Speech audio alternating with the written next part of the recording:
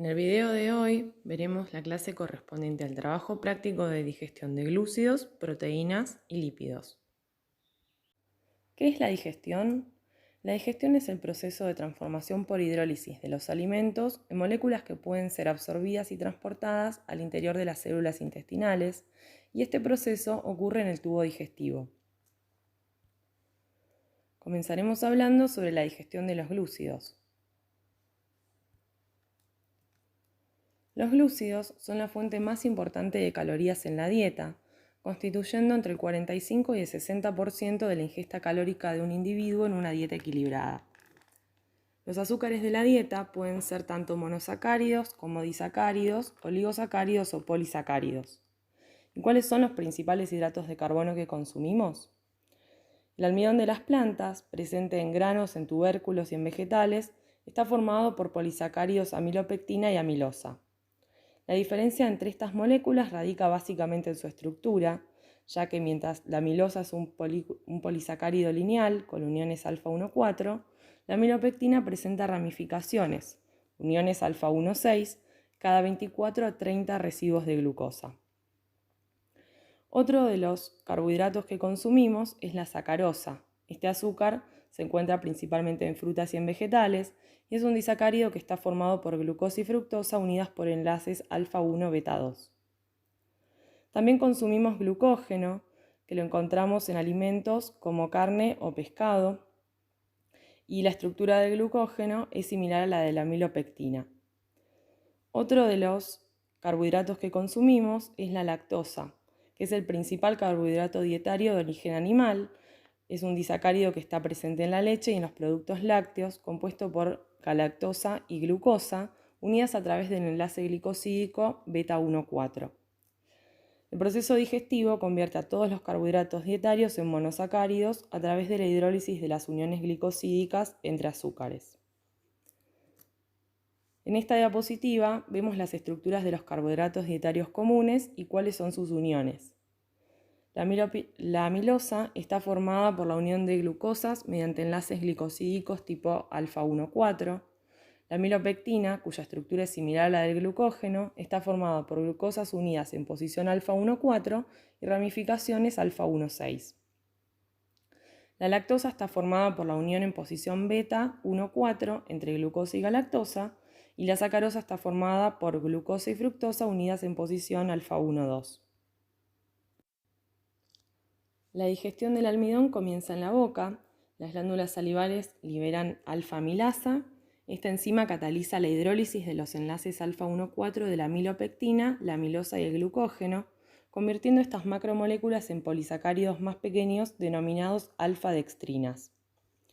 La alfa-amilasa salival es inactivada en el estómago por el pH ácido debido al ácido clorhídrico estomacal, pero cuando el alimento llega a la luz del intestino delgado, es decir, cuando se encuentra en el lumen, recibe la secreción pancreática exócrina de alfa-amilasa y bicarbonato, y este último neutraliza la acidez de la secreción gástrica. La amilasa pancreática continúa la digestión de las alfa-dextrinas, convirtiéndolas en disacáridos, maltosa, trisacáridos, maltotriosa, y oligosacáridos llamados dextrinas límite. Las dextrinas límite normalmente contienen entre 4 a 9 monosacáridos, mientras que la isomaltosa está formada por 2 glucosas unidas por enlace alfa-1,6. En esta diapositiva podemos ver un esquema de cómo actúa la amilasa.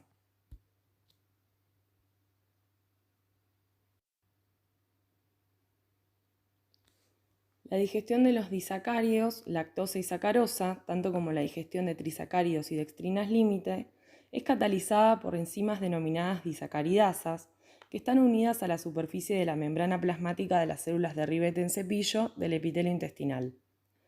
En este lugar se encuentran varias disacaridasas, son hidrolasas específicas para cada tipo de disacárido y de unión glicosídica, que producen monosacáridos, o sea, glucosa, fructosa y galactosa, que luego son transportados dentro de las células epiteliales intestinales. ¿Cuáles son las uniones que hidrolizan las disacaridasas?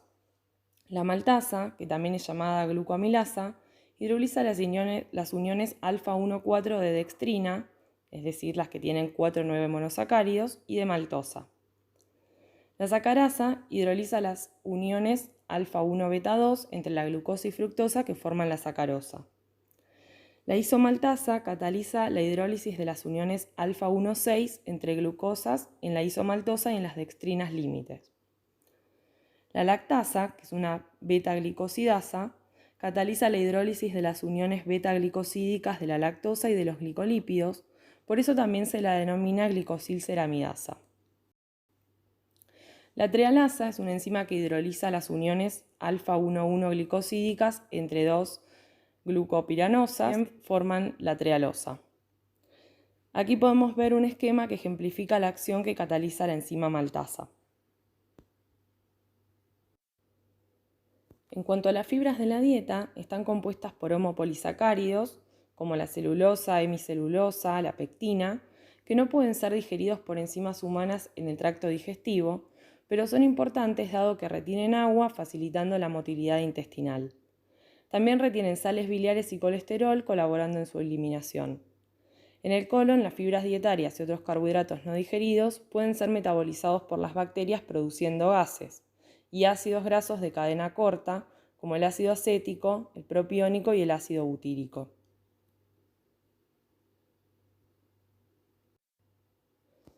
¿Qué destino tienen los monosacáridos en el lumen intestinal? Bueno, tanto la glucosa como la galactosa y la fructosa, productos de la acción de las enzimas digestivas, son transportadas dentro de las células epiteliales absortivas del intestino por dos mecanismos. Uno es el transporte activo dependiente de sodio y el otro es la difusión facilitada. Los monosacáridos son transportados luego hacia la sangre, a través de la circulación porta hacia el hígado y otros tejidos, a cuyas células ingresan mediante transportadores especializados. La circulación portal hepática está formada por la vena porta que transporta sangre con nutrientes y desechos, interpuesta entre dos redes capilares, una en los órganos digestivos y otra en el hígado. La glucosa es transportada a través de las células absortivas del intestino por difusión facilitada y cotransporte con sodio. Entra a las células absortivas porque se une a proteínas transportadoras que atraviesan la membrana y que unen glucosa de un lado y la liberan del lado opuesto de la membrana. Dos tipos de proteínas transportadoras se encuentran en las células absortivas y dan lugar al transporte de glucosa dependiente de sodio y al transporte facilitado, como nombré previamente. Comenzaré hablando sobre el transporte de glucosa dependiente de sodio, que también se lo denomina por su sigla en inglés SGLT. Los transportadores de glucosa dependientes de sodio se encuentran del lado luminal de las células absortivas. Mediante este transportador, la célula intestinal incorpora glucosa y sodio. En el lado de la serosa de la célula se encuentra presente la bomba sodio-potasio ATPasa, que utilizando la energía del ATP, extrae sodio de la célula y lo envía a la sangre para mantener el gradiente. De esta manera, el transporte de glucosa desde bajas concentraciones en el lumen hacia altas concentraciones en la célula es promovido por el cotransporte con sodio, que es un transporte activo secundario. En cambio, el transporte facilitado de glucosa a los tejidos se produce a través de transportadores GLUT, que presentan distintas características según el tejido de que se trate, y se encuentran en la membrana plasmática de los diferentes tipos celulares. El transporte facilitado de glucosa no utiliza ATP, la glucosa en cambio se moviliza a favor de su gradiente de concentración desde altas concentraciones dentro de la célula hasta bajas concentraciones en la sangre sin necesidad de aporte de energía. La galactosa entra a las células del intestino por los mismos mecanismos que la glucosa. En cambio, la fructosa entra y sale de las células absortivas del intestino por transporte facilitado vía GLUT5. Aunque esta proteína transporta glucosa, se observó que tiene mucha mayor afinidad para el transporte de fructosa.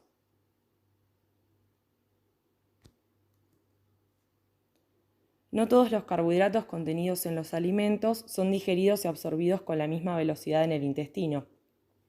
Algunos producen un incremento rápido de la glucemia seguido de un descenso marcado y otros producen un aumento gradual seguido de un declive lento. Entonces se propuso el concepto de índice glucémico para cuantificar estas diferencias en el marco temporal de las concentraciones postprandiales de glucosa. ¿Qué es el índice glucémico? ¿Qué mide? Bueno, mide la capacidad de un determinado glúcido de elevar la glucemia después de su ingesta con respecto a una referencia estándar que es la glucosa pura. Se define como el área bajo la curva de concentración de glucosa en sangre después de la ingesta de un alimento con la misma cantidad, pero de glucosa libre. Las diferencias observadas tienen que ver con la velocidad con que se digieren los carbohidratos de los alimentos y con que llega la glucosa producida a la circulación general. La glucosa y la galactosa tienen un índice glucémico de 1, mientras que la fructosa y los azúcares alcoholes se absorben con menor rapidez y tienen menor índice glucémico, así como la sacarosa también tiene un índice glucémico menor. El almidón, dependiendo de su origen y el modo de cocción, varía entre 0 y 1 debido a tasas variables de hidrólisis. Bueno, ahora veremos la parte correspondiente a la digestión de las proteínas. La principal fuente exógena de nitrógeno y de aminoácidos son las proteínas de la dieta. Desde el punto de vista molecular, la estructura de las proteínas es muy grande comparada con otras biomoléculas, lo cual dificulta su absorción. Para absorberse las moléculas proteicas deben hidrolizarse hasta sus aminoácidos constituyentes. Las enzimas proteolíticas encargadas de que eso ocurra se sintetizan en el estómago, en el páncreas y en el intestino delgado. ¿Qué sucede con las proteínas en el estómago? La digestión inicia allí gracias a la acción conjunta del ácido clorhídrico y de la pepsina.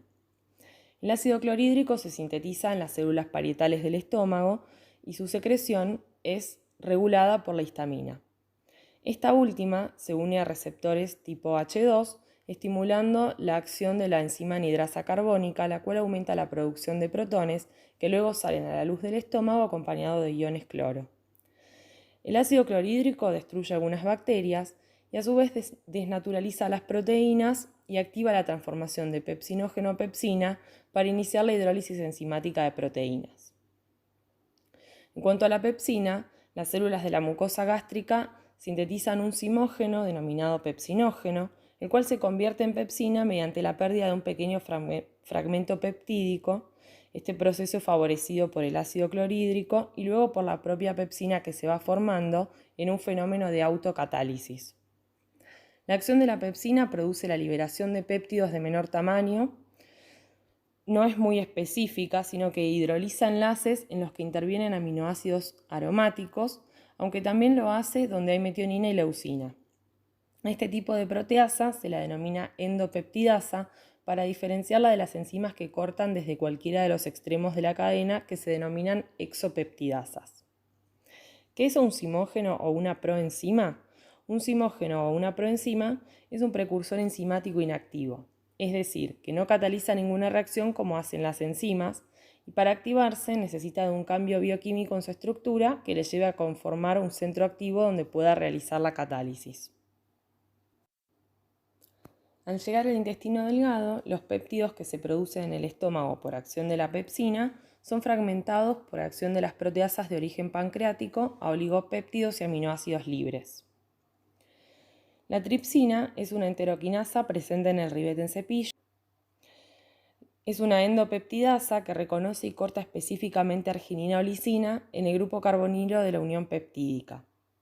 La tripsina, al igual que la pepsina, puede luego ejercer un efecto autocatalítico generando más moléculas de tripsina. En cuanto a la quimotripsina, se secreta como zimógeno y se activa por acción de la tripsina. Reconoce e hidroliza uniones que involucran específicamente triptófano, tirosina, fenilalanina, metionina y leucina en el extremo carbonilo de la unión peptídica.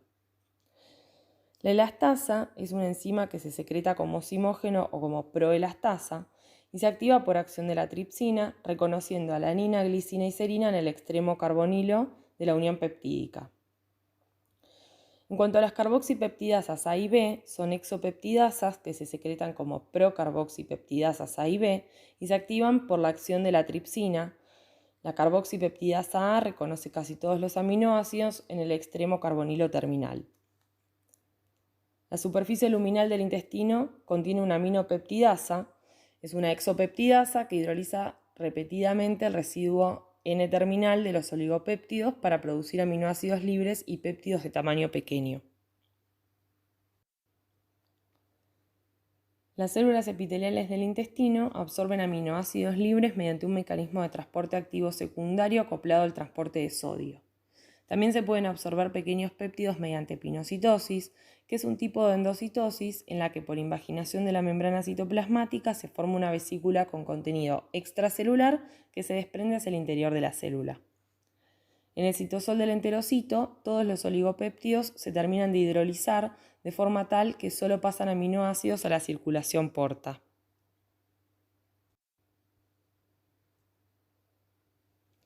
Ahora hablaremos sobre la digestión de los lípidos.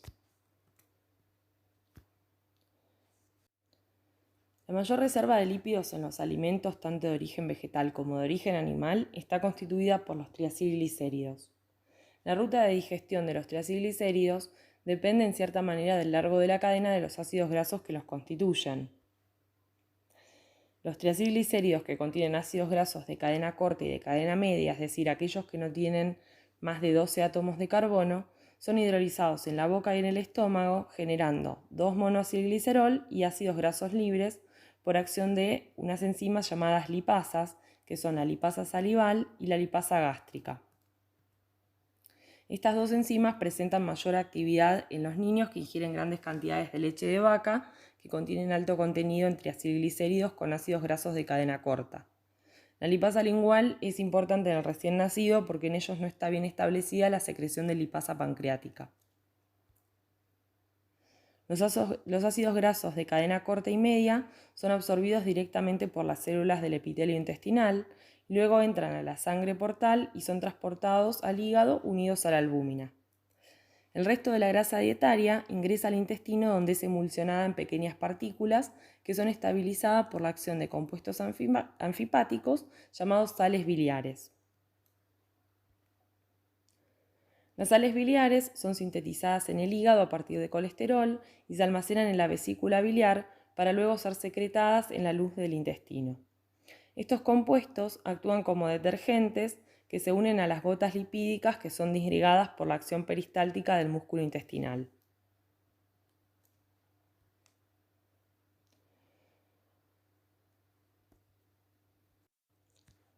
La grasa emulsionada es atacada por enzimas digestivas provenientes del páncreas, entre las que se encuentran la lipasa y la colipasa.